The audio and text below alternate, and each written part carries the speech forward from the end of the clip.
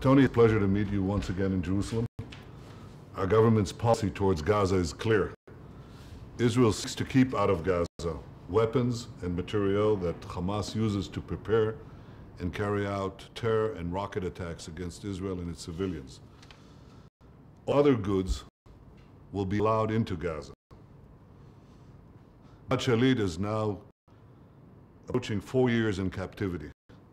The international community should join Israel in strongly condemning Hamas for holding him captive. Now is the time for all of us, Israel and the international community, to redouble our efforts to secure Gilad Shalit's immediate release. Tony, let me take this opportunity once again to thank you for your statesmanship and for your friendship. Thank you. Thank you.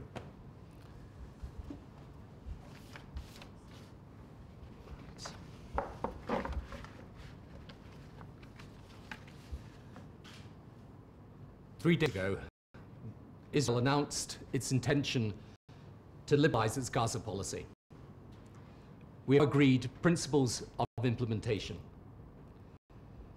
Let me state right at the outset that Israel has the complete right to protect its security and to keep arms out of Gaza. The new policy allows for, first, a change from a list of permitted items to those not permitted. Everything else, as the Prime Minister has just indicated, is to be allowed into Gaza. And the Palestinian Authority and United Nations approved projects, schools, health facilities, housing, sanitation and water will be enabled with the construction materials necessary entering Gaza. Third, the cross capacity will be increased to facilitate all of this and to the expansion of commercial activity, and in time, security permitting, additional crossings will be opened. The practical effect of this should change radically the flow of goods, material into Gaza. Clearly, there are still issues to be addressed, and the test, of course, will not be what is said, but what is done. But I welcome strongly this statement of policy, and the Office of the Quartet Representative looks forward to working closely with the Government of Israel and other partners on its implementation.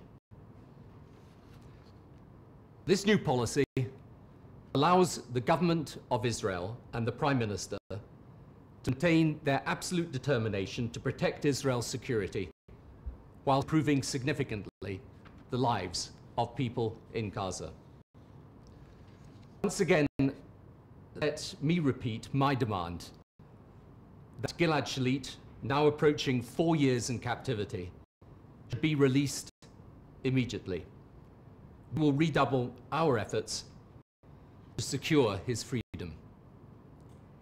For these coming months, therefore, we need to improve life in Gaza, to continue the growth in the West Bank and the Palestinian development of its institutions for statehood, and to ensure that the indirect talks, now led by Senator Mitchell, turn to full and direct negotiations. Thank you. Thank you very much. Thank you. Great. Thank you. Thank you.